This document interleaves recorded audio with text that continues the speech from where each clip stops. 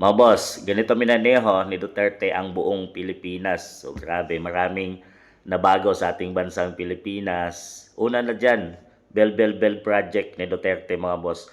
250 airport projects completed under Duterte administration. So hindi lang yan, mga tulay mga boss, marami din. Mga kalsada, yung mga bagong kalsada mga boss, na mga shortcuts ngayon ay malaking tulong para sa ating mga kababayang Pilipino. Napapadali ang ating mga pagbiyahe. Passport at driver license na sa habang panahon mga boss ay 5 years lang yan. So malaking tulong ito, tipid. Dahil 5 years, renew ka ng renew. So dito, 10 years ay talagang bawing-bawi ka na sa iyong gastos.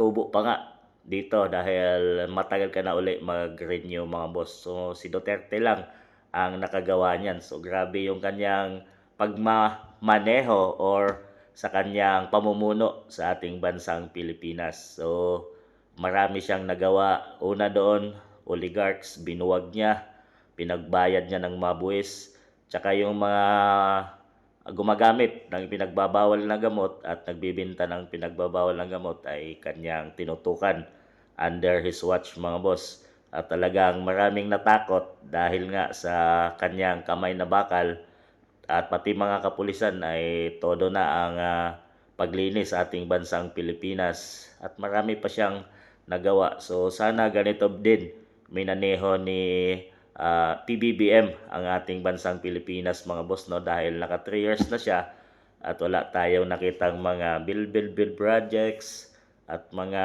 kung anong pagbabago sa ating bansang Pilipinas na ginawang proyekto under PBBM. So mayroon na lang siyang 3 years.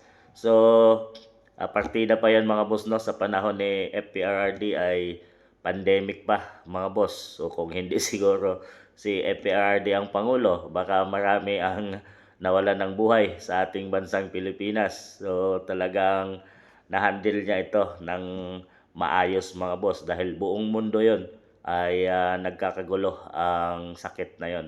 So grabe at nadala niya ng maayos mga boss. So kayo din ba ay nagiging kontento at naging masaya nung siya ay naging pangulo ng ating bansang Pilipinas na hanggang ngayon mga boss, no, wala na siya dito sa Pilipinas pero pilit or naaalala ng mga kababayan nating Pilipino ang kanyang mga iniwang legacy at ginawa mga boss. Itong passport na to at saka driver license lang mga boss ay maalala mo kapag ikaw ay kumuha niyan at nag-renew ay maalala mo na si FPRRD ang nagpabago niyan. Itong mga tulay na dinadaanan natin mga boss, itong mga airport ngayon sa iba't ibang lugar na Pilipinas na bago na mga boss at nagawa na ay under Duterte administration.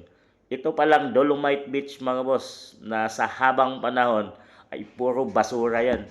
At siya lang ang nagpalinis niyan sa dami ng presidenteng dumaan sa ating bansang Pilipinas. At kahit anong gawin pa ng mga ayaw sa kanya, sa mga kalaban ng Duterte, ay hanggang ngayon kahit nakakulong na siya ay maaalala mo na si FPRRD ay gawa niya at legacy niya ang mga yan pag nakita mo mga boss.